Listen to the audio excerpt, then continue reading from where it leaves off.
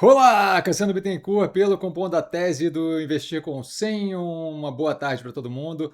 Como sempre, toda sexta-feira nós temos aqui no Compondo a Tese as notícias, o que teve de mais relevante durante a semana, tá? Com um link aqui embaixo, junto do link dos podcasts que também são comentados. Sempre vamos começar com um disclaimer, que eu falo que nada mais é do que a minha opinião sobre investimento. Não é, de qualquer forma, modo em geral, indicação de compra ou venda de qualquer ativo do mercado financeiro. Isso dito, a gente teve a divulgação do IPCA 15, a inflação do meio do mês, tá com um mês móvel aí, tá em abril, tá atingindo ali um nível nos últimos 12 meses que mostra um crescimento, 4,37%, pressionado claramente pelo conflito no Irã. Tá? Isso daí vindo de um 4,14 do IPCA que foi divulgado por último. Então a gente tem algum nível de repique e elevação ali da inflação, pressionado por esse conflito. Isso gera uma pressão no curto prazo, não vejo isso se alastrando e se tornando algo perene, dado justamente a não sustentabilidade no conflito, que foi comentado aqui inúmeras vezes. Com relação a juros, temos o Fed mantendo os juros nos Estados Unidos, 3,5 entre 3,5 e 3,75. Aqui no Brasil, mais uma queda de 0,25 pontos percentuais. Isso daí bem alinhado com o esperado, indo aos 14,5%, ainda a nível muito alto, ainda com muito espaço para queda dos juros. Tá? O desemprego aqui no Brasil indo para 6,1%, algum nível de subida depois de atingir as mínimas. É o segundo mês, se não me engano, que vem com subida, tá? Mas a gente ainda está muito próximo ali das mínimas, então nada que indique qualquer tipo de movimento recessivo, basicamente é algum nível de continuidade daquilo que foi comentado aqui inúmeras vezes, que é o arrefecimento do crescimento econômico. Passando aos ativos que não estão no portfólio, a gente tem Enjoei, que vai com aprovação de redução de capital de 426 milhões de reais. Isso daí gera uma distribuição de 20 centavos por ação do ativo ali. A Armac comprando a SCAD, uma operação de locação de linha amarela, isso daí pagando Enterprise Value de 170 milhões de reais, basicamente 107 milhões de dívida líquida assumida, o restante em caixa. Grupo Mover, investidor da Motiva, antiga CR, querendo se desfazer das ações, estão trabalhando aí para se desfazer das ações. Estamos falando aí, deve ser um block trade ou algo, venda direta ali para outro, se não me engano, para o Bradesco BBI. Tá? Estamos falando aí de 14,86% do capital, então a venda é comentada aqui porque é um percentual relevante de participação na operação. JHSF comprando empresa de aviação executiva em Miami. Isso daí para complementar a operação do Catarina, do aeroporto executivo que eles têm em São Paulo. Um aeroporto esse que a gente avaliou lá desde lá atrás, quando começou a construção até a entrada em operação, e vem sendo ali, funcionando como um motor de crescimento bem forte para a operação, então de fato bem positivo, relevante para a operação. Isso daqui traz mais uma expansão naquela direção, alinhado com o público-alvo que eles procuram atingir, que é justamente mais alta renda. Então veja como bem alinhado com a operação como um todo, a gente vai ver a evolução daquilo, não é um divisor de águas, mas a gente vai ver a evolução daquilo ali na operação da empresa, eventualmente aí nas próximas análises. Casa Branca, dizendo que os Estados Unidos investigam o preço da carne bovina e que JBS faz parte de cartel. JBS, como sempre, envolvida nas falcatruas todas possíveis e imagináveis. Oncoclínicas tendo uma semana estranha. Tá? A gente teve ali a Latache deixando a operação. E na sequência, Fundo Lumen surpreendendo aí, elegendo a maioria do conselho de administração. Então, a operação ali com troca consistente com troca aí, né? É um processo de troca, de mudança no controle, que é algo que aparentemente era bem necessário, dado justamente o descontentamento ali de grande parte dos acionistas com o fundador, que acabou eventualmente largando o osso e saindo justamente, primeiramente de CEO, e em um segundo momento saindo da presidência do conselho, se não me engano, ou vice-presidência do conselho. A Engie contratando assessoria financeira para estudar a transferência da Geral. Tá? Geral é uma operação ali que tem participação da Engie Brasil, participação da Engie França, e eu não lembro quem é a terceira parte, mas basicamente a ideia já é há bastante tempo isso, quando a gente tinha a Engie no portfólio, já era comentado. A ideia é justamente que aquilo ali seja eventualmente passado, transferido para a Engie Brasil, que assuma completamente o controle da operação. Dado que são partes relacionadas, a Engie França e a Engie Brasil, isso daí eles estão fazendo através de uma assessoria financeira independente para justamente garantir que seja preservado preservado ali a justiça, o equilíbrio nesse tipo de venda, sem desfavorecer a Engie França e sem desfavorecer a Engie Brasil, que é a controlada. Sabesp propondo desdobramento de ações de 1 para 5, como sempre, né? Grupamento e desdobramento não tem nenhum efeito real. A Compass anunciando a IPO que pode chegar a 2,5 bilhões de reais. A Compass é controlada da Cosan. Esse IPO venda secundária, basicamente um movimento para tentar financiar a Cosan, que está passando por um momento apertado ali com relação a endividamento, alavancagem. Vale lembrar aqui também que a gente está falando da Cosan, que também é controladora da Raizen, que também está passando por perrengue com relação à alavancagem. Tá? Esse 2,5 bi ali vai equivaler a aproximadamente 15% do capital social da Compass. Isso daí vai passar por um processo de book building, como IPOs em geral. Tá? A Embraer registrando backlog, carteira de pedidos, batendo recorde novamente, sexto trimestre consecutivo de recorde, 32,1 bilhões de dólares. Tá, de pedidos, uma alta aí de 22% ano contra ano, a operação com uma carteira carregada ali garantindo perenidade e força da continuidade aí das entregas ali da operação da empresa. Espaço Laser com aprovação de grupamento de 10 para 1.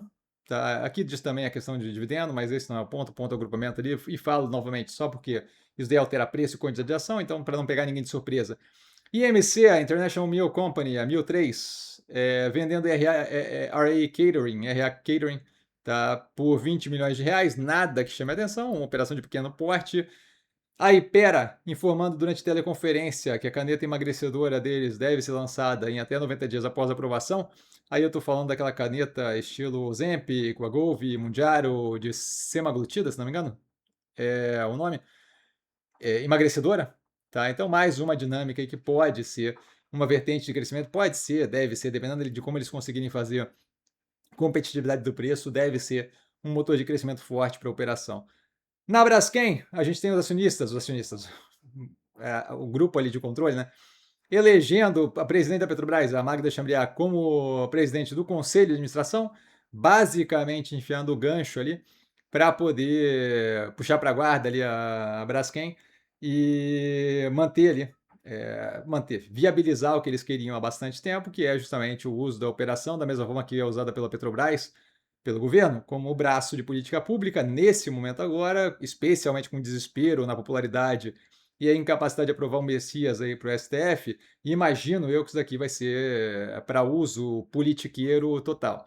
Tá? Então, o máximo que puder fazer de populismo vai ser feito, e isso daí às custas dos acionistas da Braskem. Ah, Cassiano, você não sabe o que você está falando. É só você ver aí o reajuste do preço de gasolina, que não aconteceu, certo? Há bastante tempo. Que você vê aí como é que a Petrobras atua, se é de acordo com prática de mercado, dinâmica positiva para a operação e para os acionistas, ou se é como uma forma de aliviar para o governo de turno a questão de inflacionamento, aumentar gastos para investimento e por aí vai. Não falta evidência, a gente tem análise no canal mostrando.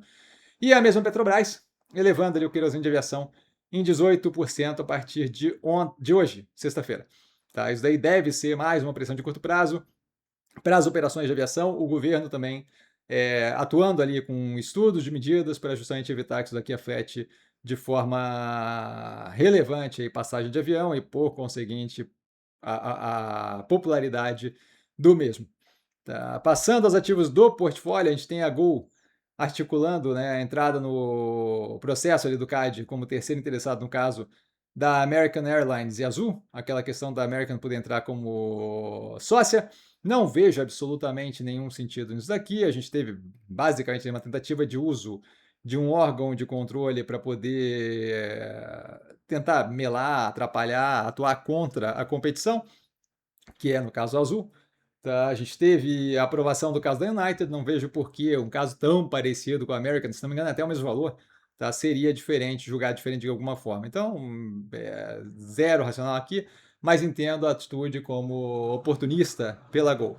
Tá? A gente tem, inclusive, um podcast que comenta que a mesma Gol, né, que tem essa atitude oportunista, vai ser investigada ali, tem um processo começando ali no CAD, para investigar se eles atuaram combinando o preço com a Latam. Então, não é um indicativo muito positivo para a operação.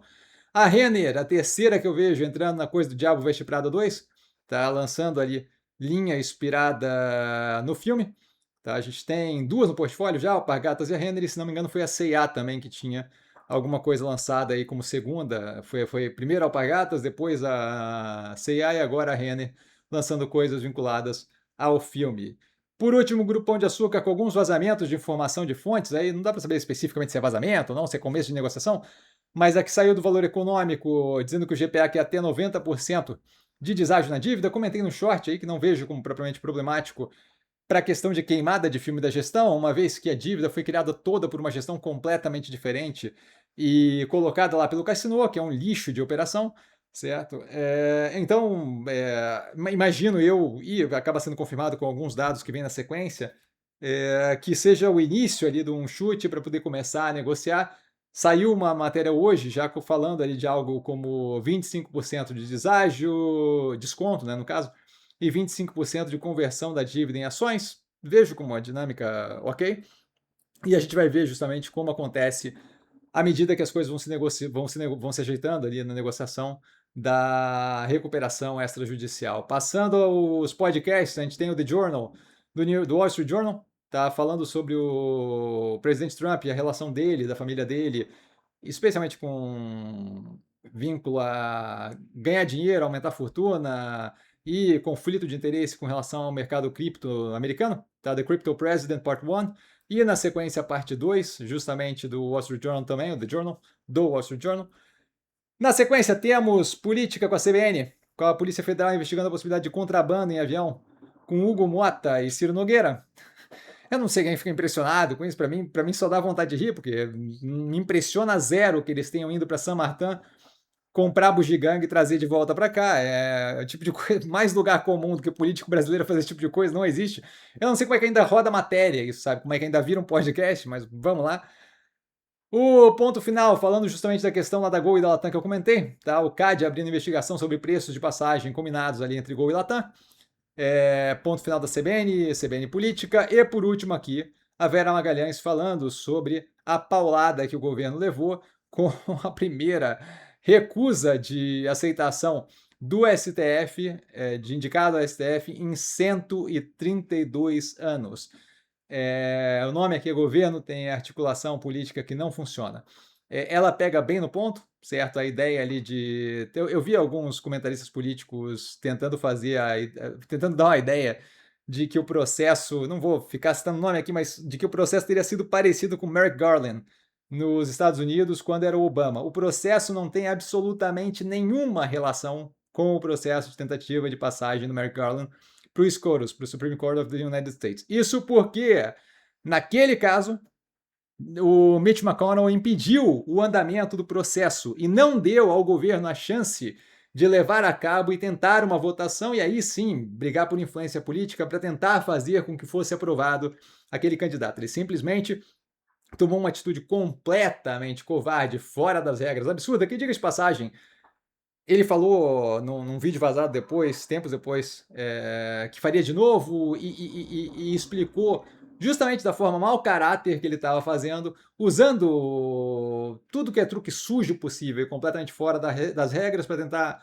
colocar o Obama com mais 6 meses de mandato ainda como lame duck, para que ele não pudesse aprovar o negócio. Isso é muito, muito, muito diferente de darem a chance de você fazer a sabatina, botarem lá para votar, você ter um tempo para se preparar, todo o planeta avisar que aquilo ali está estressado, todos os líderes do governo, que nem pato, não sabiam de nada do que estava acontecendo, ela inclusive explica que todo mundo viajando numa ideia de que não tem como dar errado e tomar na cabeça depois do processo correr. Certo? A ideia de querer comparar isso daqui com a questão do Merrick Garland com o Obama é completamente ridícula. Isso daqui foi uma besta. Eu estou me segurando para não falar palavrão. Foi um erro, uma falha gigantesca de falta de coordenação política, falta de capacidade de visão política, cegueira completa, ingenuidade absurda de um governo que simplesmente não é incapaz de lidar com dissonância cognitiva. Tá, então essa coisa de querer comparar com uma situação completamente diferente é ignorância de quem está falando, que não sabe o que aconteceu lá atrás. E por hoje ficamos por aqui.